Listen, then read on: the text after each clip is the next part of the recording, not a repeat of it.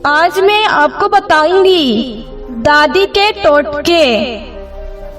नींबू का छिलका धूप में खुश्क करें, फिर उसे बारीक पीस लें। इससे बड़ा मंजन कोई नहीं और इससे बड़े हाजमे की पक्की और पाउडर भी कोई नहीं है।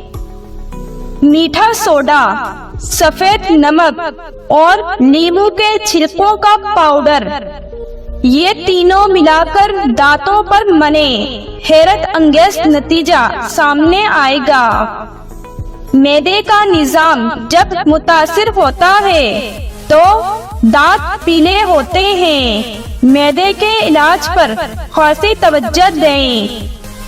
नाखून काटने के बाद उस पर तेल मलने से नजर कभी कमजोर नहीं होगी।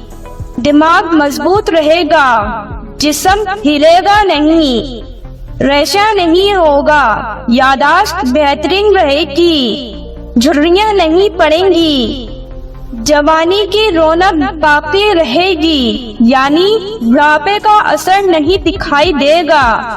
बेशक कोई सा भी तेल हो।